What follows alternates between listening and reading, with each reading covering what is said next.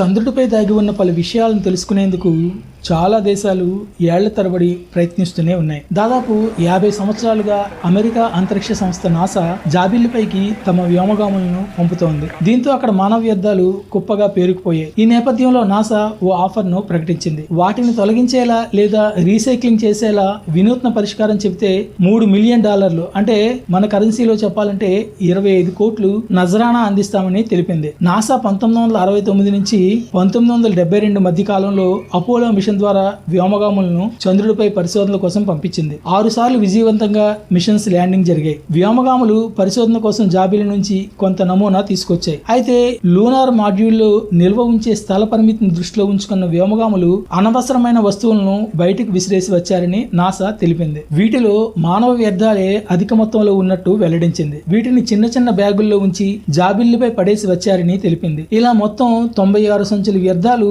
చంద్రుడిపై ఉన్నాయి. వాటిని అక్కడి నుంచి తొలగించాల్సిన అవసరాన్ని దృష్టిలో పెట్టుకున్న నాసా ఈ ప్రత్యేక ఆఫర్ ను ప్రకటించింది. లూనారీ సైకిల్ ఛాలెంజ్ పేరిట దీన్ని ప్రారంభించింది. వ్యర్థాలను నీరు, శక్తి, ఎరువుగా మార్చేందుకు ఐడియాలు ఇవ్వాలంటూ ఆహ్వానం పలికింది. ఈ ఛాలెంజ్ లో గెలిచిన వారికి $3 మిలియన్ అందజేస్తామని ప్రకటించింది. చంద్రుడిపైనే కాకుండా అంతరిక్షంలోకి వెళ్లే వ్యోమగాములు తాము ఉపయోగించిన వస్తువులను రీసైక్లింగ్ ద్వారా మళ్లీ వినియోగిస్తుంటారు. అక్కడ ఉండే మానవ సంబంధిత వ్యర్థాలను నిర్మూలించాలన్నా, తిరిగి భూమిపైకి తీసుకురావాలన్నా సవాళ్లతో కూడుకున్న అంశం. ఈ కోణంలోనూ ఆలోచించే నాసా తాజాగా ఈ ఆఫర్ ప్రకటించింది. భవిష్యత్తులో చందమామపైకి మానవులు తీసుకెళ్లడం, అక్కడ వారి జీవన విధానాన్ని మెరుగుపరచడంలో ఇప్పుడు ఇచ్చే ఐడియా ఎంతో కీలకం కానున్నట్టు తెలుస్తోంది.